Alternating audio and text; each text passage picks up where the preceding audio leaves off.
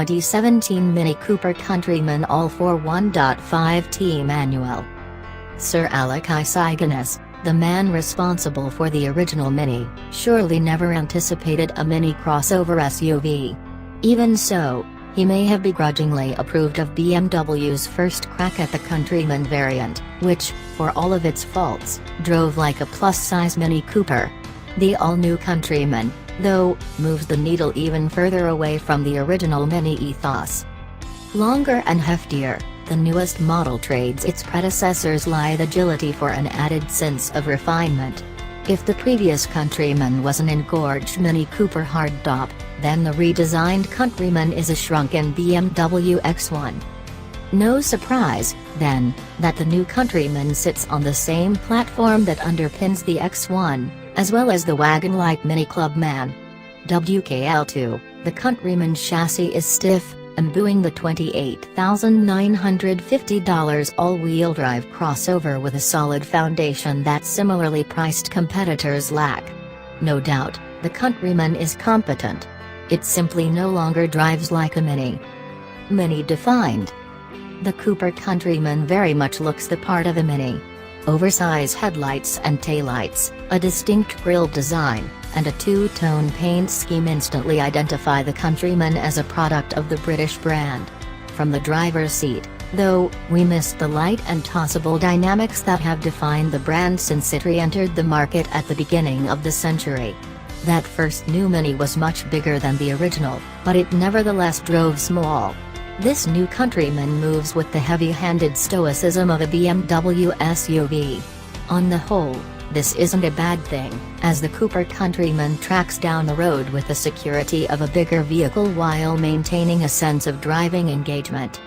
Take the Cooper Countryman to your favorite back road and its precise, well-weighted steering is happy to tell you when front-end grip has been exceeded.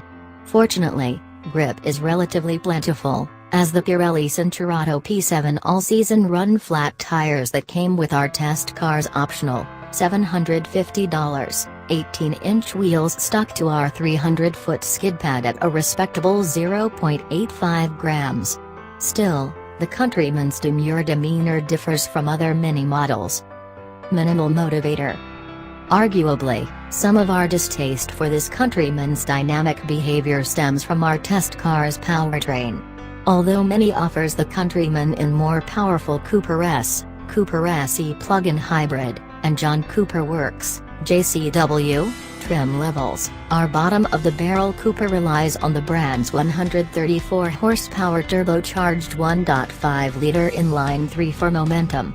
Fitted with all-wheel drive, ALL4 in Mini parlance, a $3,000 upcharge, $2,000 for 2018 models, and, perhaps more to the point, 210 pounds heavier by Mini's accounting, and the standard 6-speed manual transmission, an automatic is available for $1,500. The tested Cooper Countryman tipped our scales at a weighty 3,538 pounds, or 433 pounds heavier than a front-wheel drive Cooper Clubman with a manual transmission.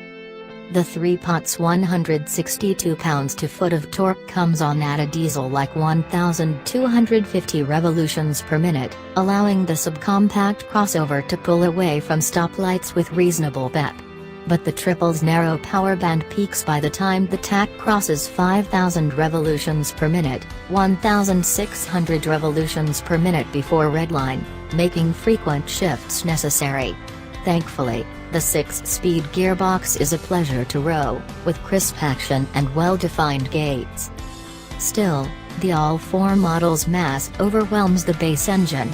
0 to 60 miles per hour required 9.1 seconds, 1.1 seconds longer than the front drive stick-shift Clubman.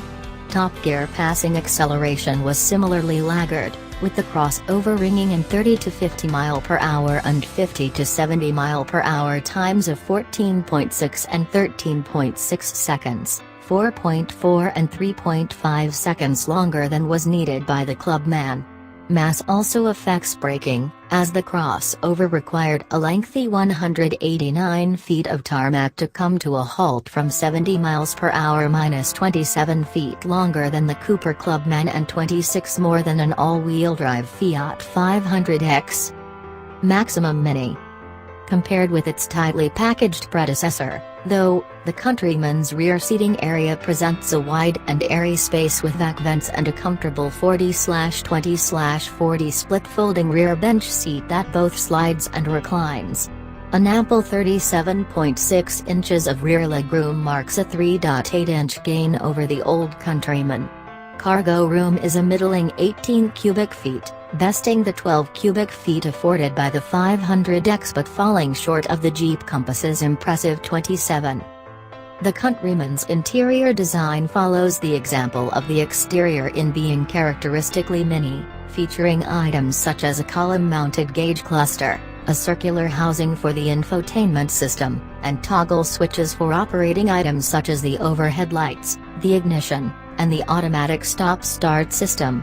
Standard equipment includes a panoramic sunroof, proximity key entry, a rear-view camera with parking sensors, automatic headlights, and a 6.5-inch touchscreen infotainment system. Other options on our test car included a $500 coat of light white paint, a pair of $300 sport seats, plus another $750 for leather and cloth upholstery that also applies to the back seat and door panels, and $250 worth of black headliner, gray is standard. Other costs include $300 for satellite radio with a 1-year subscription, $500 for rear window privacy glass, and $250 for the Mini Excitement package, which adds ambient interior lighting and puddle lamps mounted on the underside of the exterior mirrors that project the Mini logo onto the ground. All told, our test car wore an as-tested price of $34,800. If it were up to us, we'd pocket $600 and instead purchase a livelier 189 horsepower, $34,200 Cooper Countryman ALL4 with only the technology package. Regardless, the 2017 Mini Cooper Countryman trades the brand's dynamic do-and-day for advancements in refinement and practicality. It's a deal with the devil that makes the Cooper Countryman a lackluster mini but a better subcompact crossover, even if it's a tad sluggish for our taste.